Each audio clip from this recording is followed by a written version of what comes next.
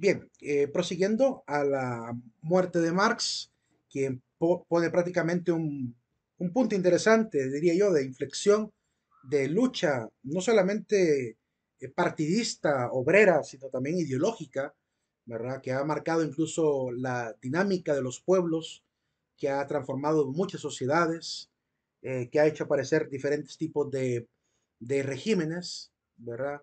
De teorías políticas como el socialismo y el comunismo, claramente es un punto determinante, ¿verdad? En el análisis de la sociedad, porque claramente ha hecho mutar muchas sociedades, ha hecho cambiar. Aparece también la época de la bombilla, ¿verdad? Es decir, se inventa la bombilla, mejorando las diferentes condiciones de la sociedad. Desde ese momento, les decía la vez pasada, la gente dejó de dormir, ¿verdad? Después aparece la Coca-Cola, cambiando la dinámica de los pueblos sobre el consumo, no solamente por el tema de la dieta, sino por el tipo de organización que tiene. Aparece como primero como un negocio que estaba interesado en, según la patente, en ayudar a la parte de la salud corporal, pero luego se convierte en una corporación que ya ni siquiera le interesa la salud. Es bien interesante, ¿verdad? Esta parte como un análisis para la misma sociología, cómo las corporaciones pueden convertirse en un tremendo monstruo, ¿verdad? De hecho, llegó a ser un monopolio tremendo hasta que aparece su competidora, la Pepsi Cola, eh, y cómo han determinado la vida incluso de los ciudadanos, ¿verdad? Porque son los que patrocinan muchos eventos, patrocinan el arte, la música, patrocinan el deporte, entonces están detrás de muchas cosas. Por otro lado, del año 1900, que es la época moderna o contemporánea, mejor dicho, en realidad, no sé por qué le puse moderna, en realidad es contemporánea, ¿verdad? Pero aquí comúnmente siempre confundimos las etapas. Creemos que estamos viviendo una etapa moderna, decimos, pero en realidad es una etapa contemporánea. Siempre será contemporánea el tiempo que vamos viviendo.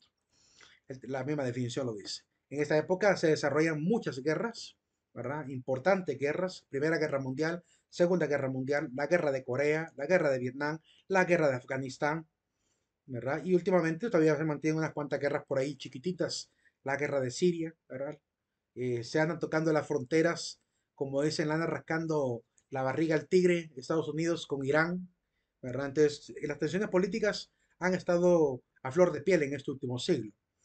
Y este mismo siglo se han desarrollado muchos eventos, algunos de ellos que hay que señalar: la aparición de la radio, el automóvil, el primer departamento de sociología en Chicago, ¿verdad? Estos eventos permiten transformar un poco la sociedad, la telecomunicación de la radio, ¿verdad? El transporte del automóvil, ¿verdad? Permitiendo y acelerando los pueblos, ¿verdad? Y cambia la fisonomía incluso de las ciudades, las carreteras. Dejamos de tener caminos para carretas a tener carreteras. Y el primer departamento de sociología en Chicago, pues empieza a analizar todo esto del pasado, ¿verdad? Empieza a tener estos intereses. Aparece la primera investigación sociológica sobre la pobreza en el Reino Unido. La esperanza de vida para este momento rondaba los 47 años. Hoy ha subido, ¿verdad? Hoy en día podemos decir que ha subido bastante la esperanza de vida comparado a aquel momento. Aunque se estima que va ahorita un poco en declive. Es decir, pudimos llegar hasta los 75 años de esperanza de vida, casi los 90 años de esperanza de vida, ¿verdad? En algunos pueblos de Europa sobre todo. Y últimamente andamos rondando en la actualidad entre los 67 años para las mujeres, 65 años para los hombres. Y va en picada, va bajando, ¿verdad? ¿De qué depende esto? Pues depende de muchas circunstancias. El estilo de vida, ¿verdad? La dinámica de la dieta, el tipo de alimentación que tenemos, los contaminantes, ¿verdad? Las mismas guerras, de todo esto depende. El acceso a los recursos. Aparece Emil Durkheim con el estudio estadístico acerca del suicidio, que más adelante lo vamos a comentar un poquito porque forma parte de la aparición de la sociología. Ya les platicaré un poco más de ese estudio del suicidio del 1800. Aparece la obra, magnífica obra, yo hace muy poco la adquirí en físico, de Max Weber, sobre el capitalismo, el espíritu capitalista lo que sería prácticamente la doctrina protestante. Es decir, es un estudio sociológico donde él afirma, más adelante veremos, pero por lo menos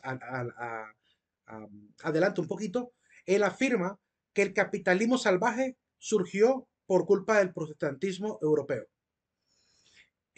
¿Por qué? Más adelante lo veremos. Más adelante vamos a analizar un poquito esa obra, cómo es que el capitalismo salvaje viene a raíz de las enseñanzas de Juan Calvino, que es uno de los padres del protestantismo en Europa. y sobre todo esos postulados que él se va a inventar y va a sacar de contexto de la palabra, terminó generando este tipo de empresarios. Más adelante miraremos por qué. Aparece el avión, muere el Emil Durkheim, ahí por el año 1900, mediados de 1900. Aparece la cadena de montaje de Henry Ford, ¿verdad? Que mejora la capacidad industrial. Aparece obviamente los primeros estudios sobre el átomo y los primeros experimentos también atómicos. Es en esta época cuando empiezan a dialogar sobre la fuerza del átomo y cómo se puede llegar a sacar energía a partir de él. Ya veremos en la Segunda Guerra Mundial cómo se pone en práctica esto. Acaba de salir la película de Oppenheimer que muestra muy bien esta situación. Aparece la Revolución Rusa, ¿verdad? La Revolución Bolchevique, que eso prácticamente son herederos de este pensamiento obrero socialista. Muere Max Weber en esa época, 1925 aproximadamente. Aparece la Escuela de Frankfurt, importantísima Escuela de Frankfurt. Yo siempre he querido en filosofía hablar mucho sobre ella, pero no me queda el tiempo para poder meterla en el temario, para poder analizarlo. Pero en sociología se tiene que ver un poco también, pero dudo mucho que la podemos ver como quisiera verlo también. Al final, si nos queda tiempo, vamos a hablar de ello. Pero es importantísima esta escuela de Frankfurt, porque son los sociólogos y psicólogos y filósofos que salen de esta escuela de Alemania, del Instituto Goethe, que se van a Estados Unidos, a Nueva York, y que van a sembrar todas esas semillitas ideológicas que hoy en día andan pues dando su fruto, ¿verdad? De una teoría queer que apareció de pronto, de todas las teorías a favor de la comunidad LGBT, de todo el pensamiento negacionista de los anarquistas, de todo el pensamiento ateísta también, que aparece incluso en la academia, el pensamiento también de las oleadas feministas contemporáneas, ¿verdad? Surgen de ahí, vienen de estas enseñanzas y puestas en práctica de algunos postulados de los filósofos de la sospecha, como Sartre, como Michel de Foucault, como Marx, ¿verdad? Entre otros. Entonces, esta escuela, sobre todo, creo que es una de las escuelas que más cambios sociales ha provocado. No sé si para bien o para mal. ¿A dónde va a terminar esta historia de lo que estamos viviendo? No sabemos. Podríamos adivinar, podríamos atrevernos a adivinar por lo que ya está ocurriendo, porque ya hay algunos impactos tremendos y trágicos de la enseñanza de estas teorías. Cuando vemos a un joven que se ha mutilado, una chica, digamos, se ha mutilado sus senos porque le hicieron creer que su cuerpo estaba encerrado en un cuerpo de hombre, ya vemos un impacto tremendo y trágico, ¿verdad? Y es culpa de estas ideologías que vienen a decir que la mujer no nace, sino que se hace, como enseñaba la famosa filósofa Judith Butler en esta obra llamada, ¿cómo se llama? El segundo sexo. Entonces, es, tremendo, ¿verdad? El impacto que puede tener una escuela de sociólogos, filósofos y psicólogos, ¿verdad? En la cultura. Y de hecho, vamos a seguir hablando de esto a lo largo de estos últimos años. Si quieren averiguar un poco más sobre el impacto de la Escuela de Frankfurt, yo les recomendaría que leyeran el libro de Agustín Laje, ¿verdad? Que se llama El libro negro de la historia, el libro negro de la izquierda. Y hay otro libro también que se llama La generación idiota, donde habla también de esto. Además de muchas conferencias que él ha dado, Nicolás Márquez también, la doctora Chinda Brandolino, Lupe Batallán, Mamela Fiallos, muchísimas de estas personas que se han empapado de esta historia y del surgimiento de estas ideologías, nos hablan muy a menudo de ello, desde la experiencia que tienen ellos, medicina, filosofía, derecho, etcétera. Aparece en la televisión, ¿verdad? Que en aquel tiempo se le llamó la caja tonta porque empezó a robarle la paz familiar. Antes las familias se reunían en la mesa para comer padres e hijos, ¿verdad? Apenas apareció la caja tonta, ¿verdad? La pusieron en la sala o en el comedor para distraer la atención de todos los comitantes y hasta después, incluso en cada cuarto, ¿verdad? Separando a las familias, provocando una división cultural en el mismo hogar, en la célula vital, ¿verdad? Y es una mala costumbre. Es una mala costumbre que a partir de ese momento empieza a aparecer. Por eso muchos detractores de la televisión le llamaron así, la caja tonta, porque realmente corrompía, ¿verdad? La relación de padres e hijos. Ahora, hoy en día, muy a menudo. De hecho, es muy común. A veces incluso uno mismo lo comete. Yo me digo culpable de también tener a veces esa actitud, que a veces incluso aquí estamos comiendo con mi hija, ¿verdad? Y le digo, pues tú en tu tablet y yo en mi computadora viendo cada uno su propia serie, ¿verdad? Aunque aún así, a veces trato de parar la serie para comentarle algo de lo que vi, comentarle un poco de crítica sobre qué me hace pensar, intentando comentar lo que estoy viendo.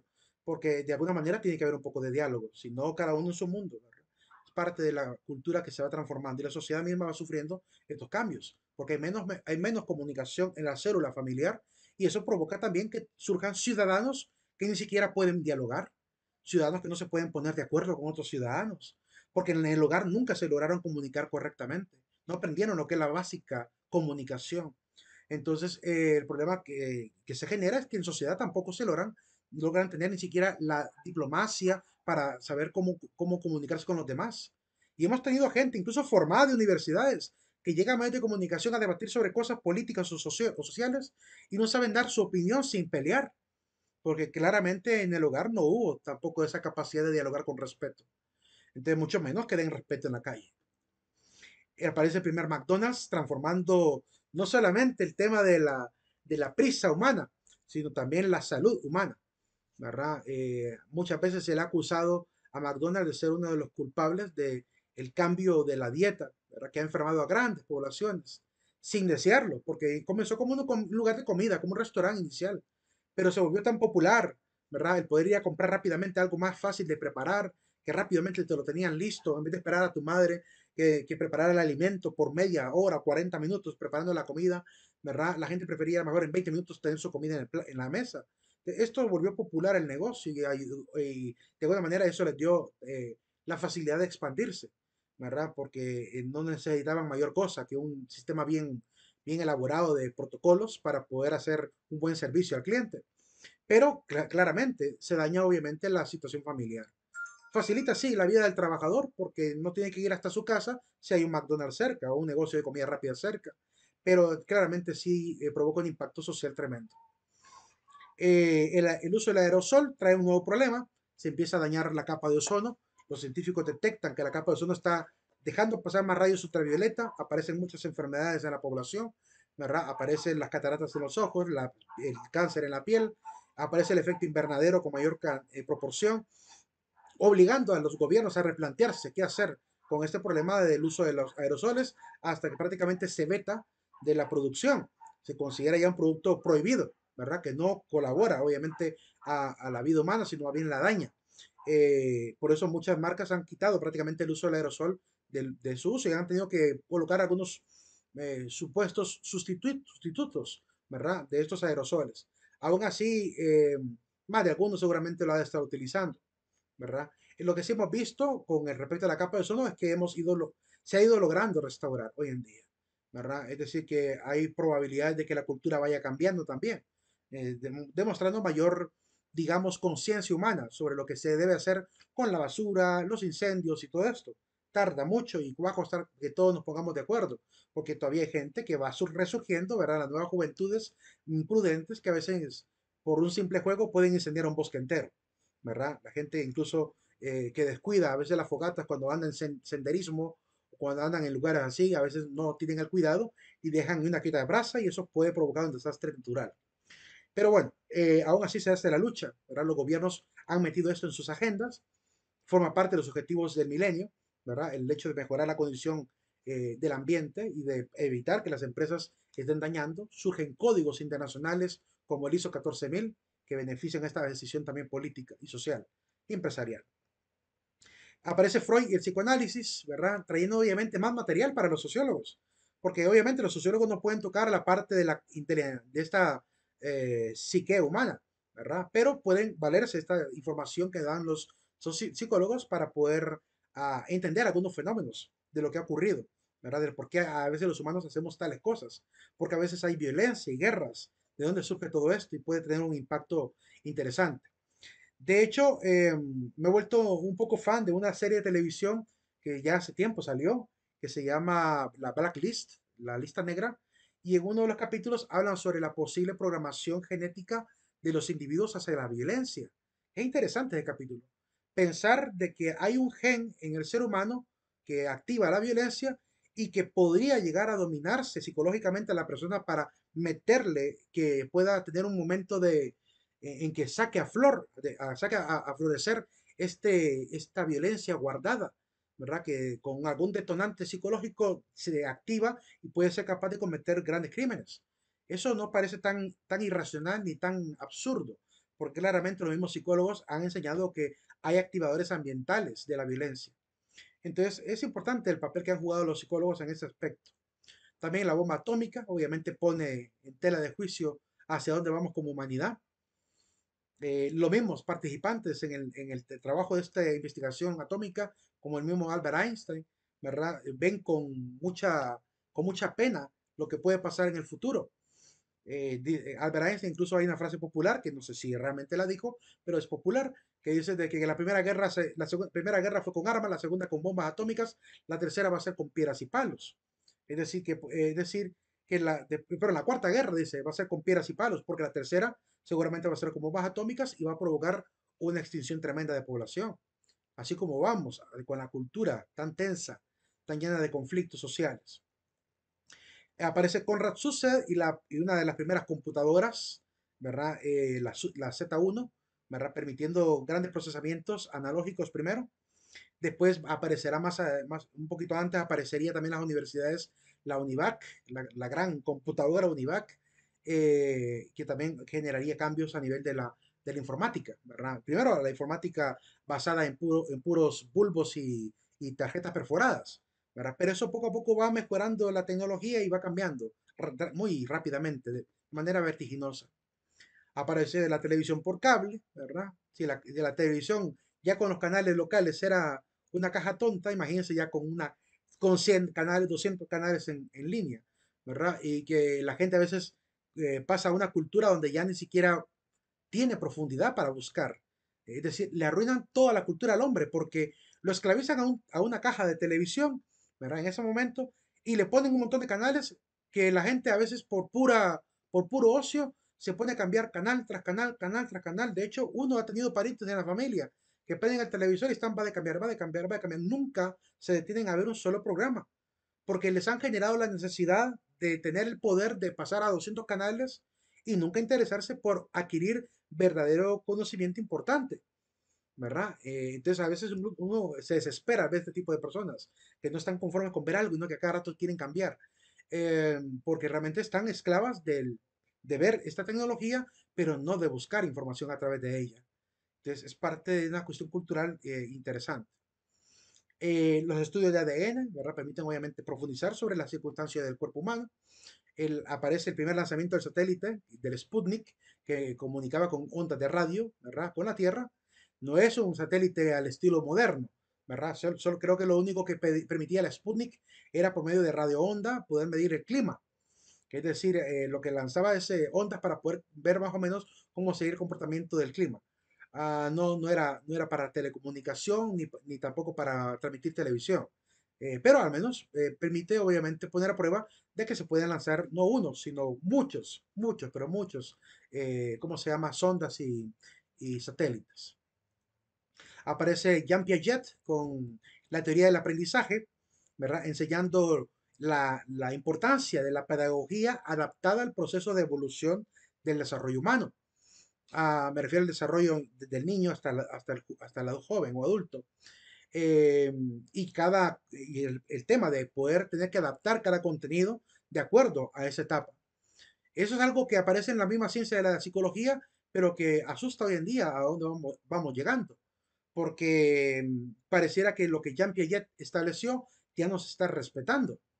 Es decir, cuando Jean Piaget habla de que hay ciertos contenidos que no se pueden enseñar a ciertos niveles, hoy hay gente que, movida por una cuestión puramente ideológica, quiere ir contra la ciencia de la misma psicología y la psicopedagogía, metiendo temas que no son aptos para niños en una etapa, digamos, de preescolar, ¿verdad? O escolar incluso, que lo estamos viendo en diferentes lugares, en Argentina, en España, en México, ya está pasando.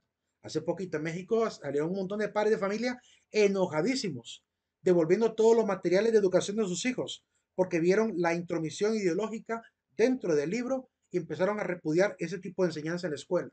Ya estamos viendo el impacto de esta pérdida de la objetividad. Hay que volver otra vez a esta base, ¿verdad? Y ver por qué es que Jean Piaget descubrió esto. Es que pareciera que la gente cree que Jean Piaget o cualquiera de los siguientes, Vygotsky o cualquiera de los psicopedagogos que aparecieron posteriormente, se sacaron esto de la manga. Y no, fueron obviamente conclusiones a partir de experimentos incluso, ¿verdad? Que salieron a flor digo, a la luz y que permitieron obviamente tomar decisiones en la pedagogía, ¿verdad? Que va a transformar incluso el sistema educativo. Pero la gente parece que cree que esto se lo inventaron en un momento de tomarse un cafecito, ¿verdad? Minusvaloran los hallazgos de estos expertos y empiezan a cambiar la cultura de una manera vertiginosa y de una manera, diríamos, muy peligrosa, ¿verdad? Porque está generando una población de jóvenes ya muy prematuros, prematuros a etapas para las cuales no están preparados para poder administrarlas adecuadamente. Entonces, en vez de ayudar al problema, están agravando los problemas. Y eso es lo que mucha gente todavía sensata intenta decirle a los actuales, ¿verdad? Dirigentes de los sistemas educativos de los países comúnmente guiados por partidos socialistas, que son los que quieren meter esto en la ideología de la enseñanza también. En Honduras también ya comenzó. No sé si vieron ustedes al ministro de Educación, ¿verdad? En plena televisión, rompiendo un fascículo. Incluso la misma gente del partido de gobierno ha pedido, diríamos en manera simbólica, ha pedido su cabeza. Han querido que lo despidan por haber roto ese manual de adoctrinamiento ideológico, porque no es de educación científica, es de adoctrinamiento ideológico. Este impacto de la educación en el aprendizaje no hay que tomarlo a menos, es decir, es un tema importantísimo que analizar dentro de la sociología. El muro de Berlín cae y con esto también cae un sistema que por mucho tiempo intentó permanecer en los países como un sistema de gobierno, una teoría política, y que no ha dado, obviamente, los frutos que supuestamente iba a dar. Me refiero al socialismo. Tuvimos la Unión Soviética prácticamente con toda esa ideología, y hoy en día se despedazó completamente. Después de la Segunda Guerra Mundial, se cayó la URSS, ¿verdad? Cae también Berlín comunista, ¿verdad? Y pasan otra vez a un sistema prácticamente de un capitalismo mercantilista. A Vladimir Putin lo pudimos ver en algunas entrevistas que le preguntaban si en algún momento Rusia podría volver a ser socialista. Y él dijo que no, ¿verdad? Tajantemente. Y le preguntaron que por qué. Porque ese sistema no se puede sostener con el sistema que tenemos hoy en día tributario. Si queremos que todo el mundo tenga lo necesario, hay que cobrar más impuestos. Y nadie quiere más impuestos. Porque ¿de dónde va a salir el dinero para sostener los proyectos gratuitos para todo el mundo? Tiene que salir de los impuestos del pueblo. Si yo quiero que ese sistema económico permita sostener al pueblo, pues tengo que exigir al pueblo, porque son ellos los que dan la economía, el sistema político.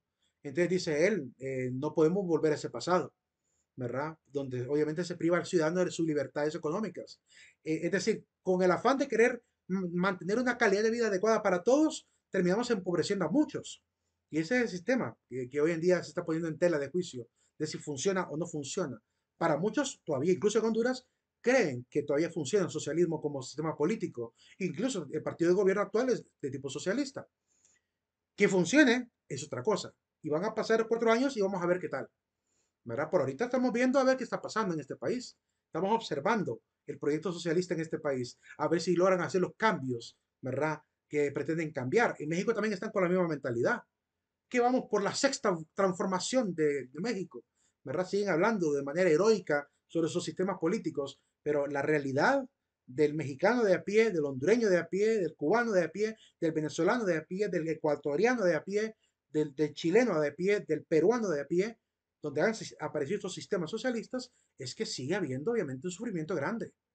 Sigue habiendo gente viviendo obviamente en una presión económica tremenda y sin falta de oportunidades, que hemos tenido marejadas. Bueno, no es el mismo Partido de Libertad y Refundación que a la época con Orlando prácticamente iba acompañando a un montón de inmigrantes, ¿verdad? Es decir, el mismo sistema de un capitalismo salvaje, mucha gente migró. Y todavía, actualmente, aun cuando hay un sistema supuestamente socialista, la gente sigue migrando, la gente se sigue yendo del país, ¿verdad? Porque oportunidades no hay todavía. De más adelante vamos a tratar de analizar qué se tiene que hacer realmente en un país como el nuestro para cambiar realmente la realidad. Vamos a ir analizando poco a poco en cada uno de los temas. La rápida expansión de las sociedades, de la sociología en las universidades aparece después de la guerra coreana. Claramente, este impacto de la guerra con Corea, la guerra también de Vietnam, que van a ir apareciendo, conlleva a que los estudiantes de las mismas universidades empiecen a hacer una lucha contra el tema del manejo de la política. Incluso aparecieron jóvenes en las universidades de Estados Unidos con pancartas diciendo que la gente de Corea o la gente de Vietnam no eran sus enemigos, que ni siquiera los conocen. Entonces, ¿por qué yo voy a sentir odio por un vietnamita o por un coreano si esta guerra no la comencé yo? Ni siquiera los ciudadanos de allá la comenzaron, sino que son las clases de los políticos los que comienzan a veces estas guerras, que solo mandan al pueblo a sufrir. Entonces, hay un mecanismo de reacción en esta época en las mismas universidades, que va a generar incluso un movimiento popular que se les va a terminar llamando incluso a algunos de ellos hippies. Claramente ahí también hay un poco de socialismo metido en el tema de los hippies. Pero de alguna manera es una forma de reaccionar a estos sistemas políticos dictatoriales, que poco a poco van a ir desapareciendo. Todavía siguen apareciendo uno que otro dictador por acá, pero se trata de evitar esto, ¿verdad? Con la democratización de los pueblos. Aparece el feminismo de segunda ola que pretendía no solamente reivindicar el papel de la mujer en el voto, que eso ya estaba logrado, sino que ahora era el tema de la labor, el trabajo. La mujer tiene que trabajar igual que el hombre y ganar lo mismo que el hombre. Empieza entonces a exigir el derecho de la mujer al trabajo y a participar en todas las profesiones, ¿verdad? Va a ser muy complicado, ¿verdad? Que la mujer empieza a estudiar en universidades, pero empieza este movimiento tremendo que va a lograr que las mujeres hoy en día puedan estudiar en cualquier área que se lo propongan. Ahora, aquí también quiero también hacer un poco de alusión a esta circunstancia diciendo lo siguiente. Es una gran ironía que las mujeres de esta época quisieran decirle al mundo, si nosotros queremos ser ingenieras, arquitectas, abogadas, licenciadas, expertas en mecánica, astronautas, tenemos el derecho de serlo.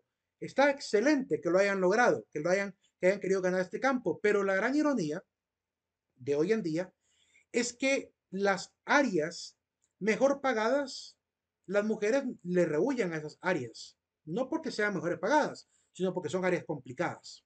Me refiero a áreas de la física, astrofísica, mecánica, mecatrónica, ingeniería. Es decir, le huyen a esta parte que requiere esfuerzo físico, mineralogía, ¿verdad? La parte de minería, la parte de, por ejemplo, de pesca, de la marina, ¿verdad? Estos cargos, el trabajo de mineras, le rehuyen a estos tipos de trabajos. Es bien interesante porque querían participar políticamente y económicamente igual que el hombre, ¿verdad? Se logró, que obviamente entraran en cualquier ámbito que quisieran, pero como que han caído un poquito en la comodidad de solo buscar aquellos trabajos que no requieren el esfuerzo físico que algunos hombres incluso hasta arriesgan la vida. El día que veamos un montón de mujeres trepadas en unos postes de luz cambiando cables eléctricos, diremos, ya hay igualdad del trabajo del hombre y la mujer. El día que veamos a un montón de mujeres trabajando en mecánica, arreglando automóviles, diremos, ya hay bastante igualdad de los trabajos del hombre y de la mujer. O el día que veamos a un montón de mujeres también construyendo las carreteras, ¿verdad? Rompiendo con máquinas, ¿verdad? Las calles, como hacen muchos hombres, o limpiando cunetas llenas de basura en las grandes ciudades, diremos, ya la mujer ya logró lo que quería. Por ahorita, como que no parece tanto. Y esto, obviamente, el no participar en estas áreas muy bien pagadas, porque se requiere mayor esfuerzo físico y también son de alto riesgo, han generado, obviamente, la famosa brecha salarial entre el hombre y la mujer. Entonces, se quejan hoy en día las feministas de cuarta ola de que la mujer no está ganando lo mismo que el hombre. Pero ¿de quién es la culpa? ¿Del sistema empresarial, del sistema industrial o de la mujer que no quiere entrarle a la minería, a esos trabajos bien pagados pero de alto riesgo? Entonces es un tema también interesante. En el análisis sociológico tenemos que ser muy objetivos, porque comúnmente hay estos grupos que intentan hablar en favor de ciertas luchas, pero no son tan objetivos al analizar todas las variables, ¿verdad? Y eso es importante al hacer el análisis sociológico. Aparece también el movimiento afroamericano, en la misma época, prácticamente estos años 50, 60 en adelante, por la lucha de los derechos, obviamente, de los afroamericanos en Estados Unidos. Aparecen incluso predicadores como Malcolm X, ¿cómo se llama? Martin Luther King, algunos grandes líderes sociales como Malcolm X, ¿verdad? Incluso algunas personas queriendo volver a sus orígenes afroamericanos o incluso hasta cambiándose el nombre, hasta dejando la religión cristiana para hacerse musulmanes, porque creen que entre más se apegan a estas culturas originarias del África, más sensatos son y coherentes son con su cultura, ¿verdad? Generando obviamente una aversión y una contradicción a todo lo que ha sido prácticamente la predominante religión americana, que ha sido el protestantismo, haciendo aparecer cada vez más ciertas, bueno, con esta libertad que cada uno puede elegir, pero claramente muchos lo hicieron no por una convicción de fe, sino por una reacción política y social, ¿verdad? Que eso obviamente puede no ser muy sano, porque cuando alguien se convence de una religión porque cree en la fe y se convenció con la doctrina, está bien, pero cuando lo hace porque es una cuestión como un caballito de Troya, diríamos, para meter una ideología de pensamiento, digamos, racial, eso es un poco, diría un poco hasta enfermizo, ¿verdad? Para cambiarme de religión solamente porque yo creo ser de tal raza. Es una cuestión, diría yo, un poco enfermiza, porque realmente las religiones hay que creerlas por convicción, no por un interés sociopolítico, ¿verdad? O sociocultural, sino que debe ser porque estoy convencido de la enseñanza de esta religión. Pero bueno, no digo que todos lo hayan hecho, pero más de alguno lo hizo por esa razón. Eh, Sigue permaneciendo la lucha del afroamericano en Estados Unidos hasta el día de hoy, ¿verdad? Lo podemos ver a través de un movimiento que se le ha llamado movimiento woke, ¿verdad? W-O-K-E, woke, ¿verdad? Woke, que básicamente hace referencia al despertar, a esta actitud de levantarse, de alzar la voz, de no quedarse callado ante quizá el todavía existente racismo en algunos lugares de Estados Unidos. En América el racismo es un poco diferente, es decir, no se puede hablar de un racismo tal cual. ¿Por qué? Porque aquí el afroamericano, ¿verdad? Que estuvo por lo menos en Honduras, en toda la parte centroamericana, mejor dicho, desde que salieron de la isla de San Vicente, donde se les liberó, se les quitó ya el tenerlos como esclavos, se les manda prácticamente ya como hombres libres a Centroamérica para que puedan poblar toda la zona costera, ya viven prácticamente en tranquilidad. Entonces, esta dinámica americana es muy diferente a la inglesa. En la cultura inglesa, el esclavismo perduró hasta 1800 y pico. Aquí en América se acabó el esclavismo. Bueno, los esclavos vinieron alrededor del año 1700, allá a la zona del Caribe. Y alrededor de casi a finales de 1700 se le libera ya de la esclavitud. Es decir, que ya el arribo, incluso que hicieron a las islas aquí del Caribe hondureño, ¿verdad? Las islas del Caribe, de la bahía, perdón, las islas de la bahía, fue alrededor del año final de 1700. Entonces, ya para esa época prácticamente ya no había esclavitud para el afroamericano.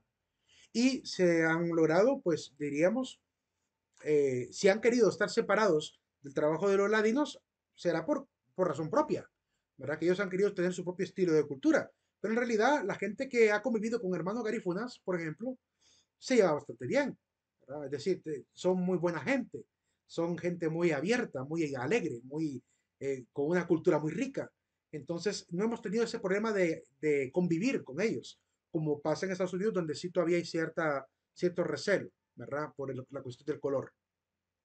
En Honduras no, aquí en Honduras se han adaptado, ¿verdad?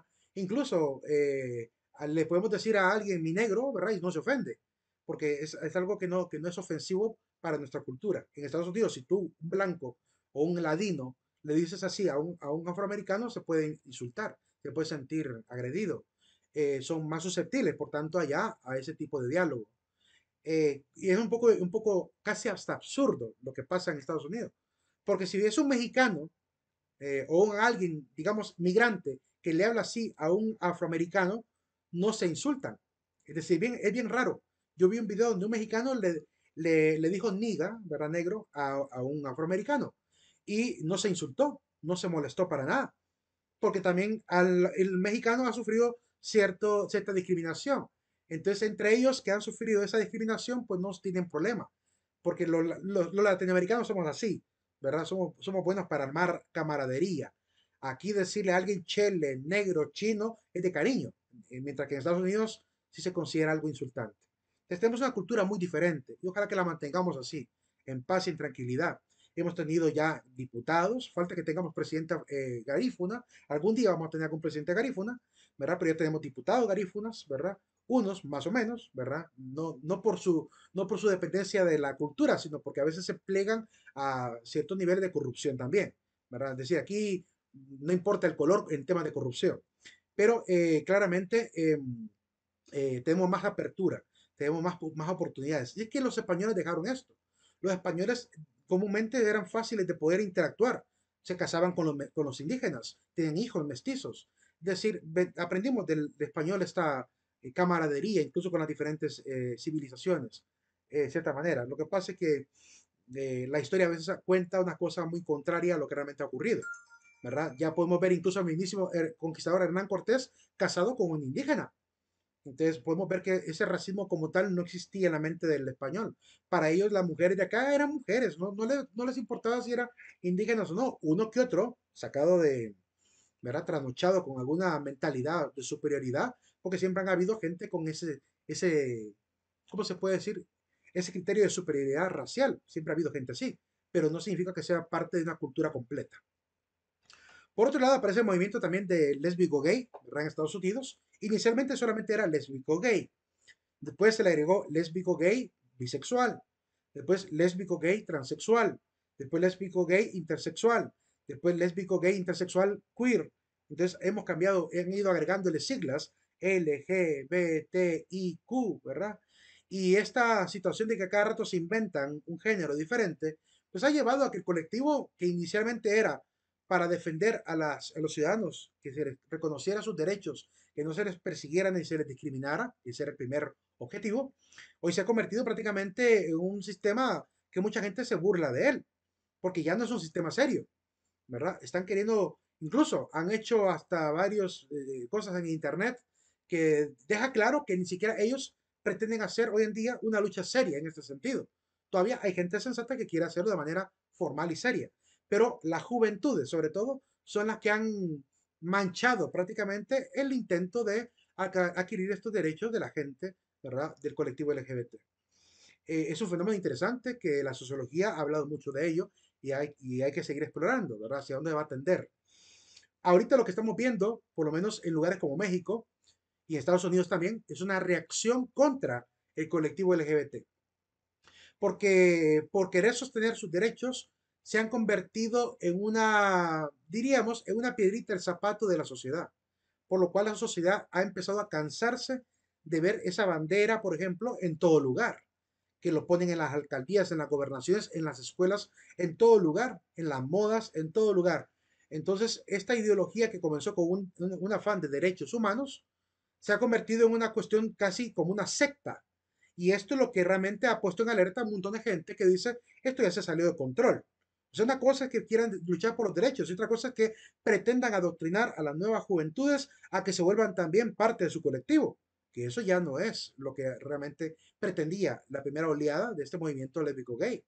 Lo que pretendían era que se les reconociera a ellos ciudadanamente sus derechos civiles, nada más. No pretendían meter a nadie, a obligar a alguien a hacerse gay o lesbiana. Sin embargo, eso es lo que está pasando hoy en día. Están generando procesos de homosexualización en las escuelas, en los colegios, en los kinders, a través del sistema educativo de los países y sobre todo cuando están ligados a partidos de socialistas donde es más fácil colar este tipo de adoctrinamientos, que eso es lo que estamos viendo también en América Latina. Entonces, esto ha generado una reacción y una activación de ciudadanos que empiezan a tomar conciencia del asunto. Por eso se vuelve un fenómeno sociológico bien interesante. La teoría del conflicto. ¿Alguna pregunta hasta ahora?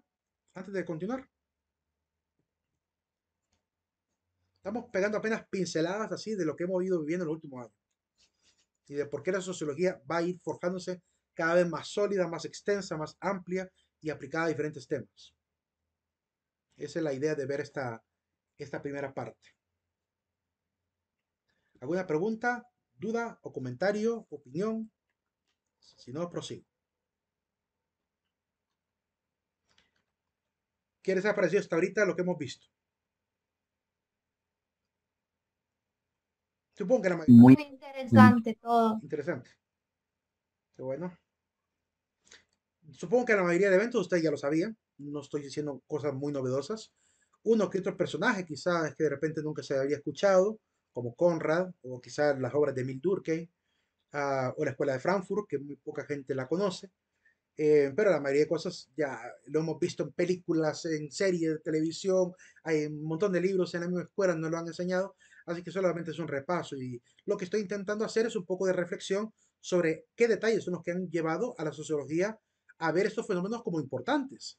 Es decir, para que vean que no es simplemente la aparición de un movimiento, de un libro o de una tecnología, sino el impacto social que provoca en la cultura, en la misma economía, en el sistema político, en el sistema económico. Esa es la idea, de ver todos estos eventos como detonantes de problemas o de razones por las cuales hay que hacer reflexión social y por las cuales surgen este tipo de disciplinas como la sociología. Cuando aparece la teoría del conflicto, de este señor llamado Carl Gustav Dahrendorf, que es el padre de la teoría del conflicto. em, Se estaba analizando en las escuelas de sociología, en las academias de sociología y en los diferentes, incluso facultades de filosofía, em, si el conflicto, ¿qué papel juega realmente el conflicto en el desarrollo social? La conclusión más, diríamos, más general a la cual se ha llegado es que el conflicto es necesario. Eso es lo que intentan enseñar, que es necesario que haya conflictos para provocar realmente los cambios sociales. De hecho, de hecho, han pintado el conflicto como algo inevitable. No vamos a poder evitar que en este país siempre haya gobierno y oposición. Siempre va a suceder.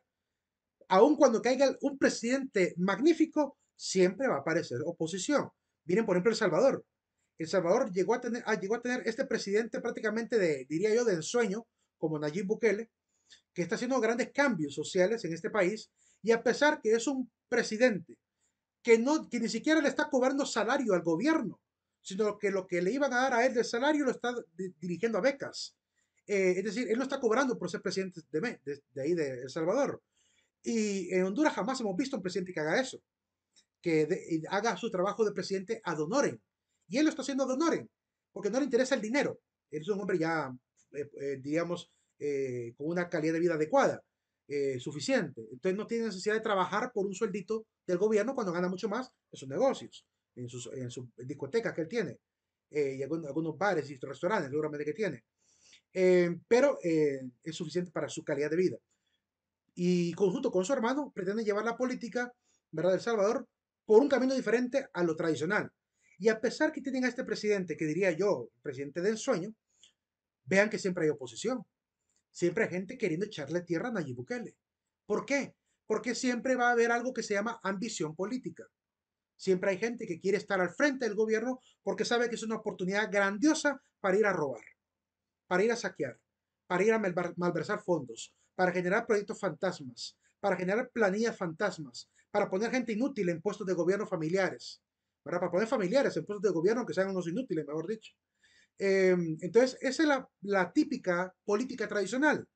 Viene él, que había participado en la política del FMLN, convencido de que esa línea política no servía para nada, se forma un nuevo partido político, ¿verdad? Logra ganarse el favor del pueblo, después de demostrar ser un hombre capacitado para gobernar, habiendo sido alcalde de Cucatlán, y asciende como presidente, y a pesar que tiene un gran líder, en vez de apoyarlo, siempre hay gente tirándole tierra, arruinándole la fama, caricaturizándolo, ¿verdad? Y de alguna manera ridiculizando su papel de presidente, en vez de ver al hombre que tienen y todos unirse a apoyarlo y construir una gran patria salvadoreña. Es bien interesante, porque siempre van a aparecer gente queriendo generar conflicto. En este caso, la oposición de Nayib Bukele son sus antiguos aliados. Es decir, los antiguos miembros, bueno, mejor dicho, los miembros del FMLN son los que más están tirando la tierra al gobierno de Nayib Bukele, que son de corte socialista, porque ellos quieren volver al poder. Poder que ya tuvieron y no hicieron nada, ¿verdad? Más bien generaron grandes niveles de corrupción. Ahí tienen un montón de dignatarios, ministros, incluso el presidente en la cárcel, obviamente en juicios por malversación de fondos, ¿cómo se llama? Por hacer uso de su puesto de gobierno para poder canalizar fondos a empresas propias, ¿verdad? Es decir, para lavar activos y cosas por el estilo. Están acusados allá y están penalizados. Eh, entonces, es bien interesante, ¿verdad? Esto de conflicto siempre lo vamos a tener que ir viendo en los diferentes países. Habría que preguntarse si aquí en Honduras también no hemos pasado por algo parecido. De hecho, sí hemos tenido varios momentos, ¿verdad? El caso de Ramón Villa Morales. Yo, al revisar la historia de Villa Morales, lo que él intentó hacer, lo que dice la historia que hizo, y ver lo que intentaron hacer con él, que en ese momento los de la oposición eran los ultraconservadores, en vez de apoyarle, ¿verdad? Lo quisieron botar del poder dos veces. Le dieron dos golpes de Estado. El primero infructuoso y el segundo fructuoso. Lo quitaron del poder. Cuando en la historia de Honduras ha sido uno de los presidentes que más proyectos sociales ha hecho para este país. Porque era un hombre formado con mentalidad europea. Era un hombre que estudió en Berlín, en Alemania, en Humboldt. Ahí estudió Ramón Villa Morales. Era médico, doctor cirujano. Incluso había trabajado ad honorem en el Hospital de Occidente. Tuvimos diríamos, un buen presidente, pero el afán de poder de los otros no lo dejaron gobernar en paz. Y eso lo vamos a seguir viendo cada día más, cada día más, cada día más. Es decir, se sigue repitiendo. Entonces, y es parte de la dinámica de los pueblos, ¿verdad? Lo que los de este pensamiento de la teoría de conflicto generaron, pues básicamente es un juego, ¿verdad? De tirón, ¿verdad? De sube y baja en la lucha política, de tirar a la cuerda, mejor dicho, en la lucha política. Por otro lado, el viaje a la Luna, ¿verdad? Es otro evento importante que también nos pone a pensar qué va a pasar con la sociedad en el futuro. Porque por ahorita creemos que la sociedad se va a seguir desarrollando en este planeta, pero con la mentalidad de hombres como lo de la empresa de SpaceX, de Elon Musk, pensando en habitar la Luna, aunque dicen que ya hay bases lunares, dicen que ya hay gente viviendo en la Luna, ¿verdad? Es una cuestión bien interesante, ¿verdad? Si eso es cierto, no sería extraño, ¿verdad? Con que hay gente viviendo en la estación espacial, no digamos en la Luna. No sería tan impensable, pues, pero ¿hacia dónde va la humanidad? ¿Hacia dónde va la sociedad? Hay gente que incluso en el tema del análisis sociológico ha hecho críticas muy duras a este tipo de manejo económico, ¿verdad? De las cosas, criticando obviamente a estas empresas de malgastar fondos en vez de utilizarlos para mejorar la calidad de vida de los mismos ciudadanos. Bueno, eso es discutible, ¿verdad? Es un tema bien interesante que se va a seguir siempre señalando como una crítica al malgasto millonario que requieren estos proyectos de viajes estelares. Bien, vamos a pasar a firmar las últimas salidas. La contraseña de ahorita, ya les digo cuál es. Voy a actualizar página. La contraseña para salir es la palabra norma. La palabra norma en minúscula. Pasen una excelente noche, jóvenes. Nos vemos el día de mañana para terminar esta línea temporal y ver los siguientes eventos y pares de la sociología. Buenas noches. Licenciado, Dime. Buenas noches. yo le tengo una pregunta. Dime. Mire que con respecto a las tareas de lo que tenemos que ir a entrevistar y lo de las preguntas del video, ¿tiene que ser en Word que se lo podemos hacer o lo puedo escribir en páginas blancas o en el Tiene que cuaderno, ser, tomarle foto y subírselo? como dije en el sílabus, todas las tareas son digitales. Sí. Ah, son Sí, digitales. relee por Ok, favor el formato de las tareas que están en el sílabo. Después de la tabla de tareas, ahí está lo del formato de tareas. ok, está bien, gracias. Un placer. Buenas noches. Buenas noches. Buenas noches, licenciado. Buenas noches a todos. Buenas noches. Gracias, Lick. Buenas noches. Buenas noches. Buenas noches, Lee. Buenas noches.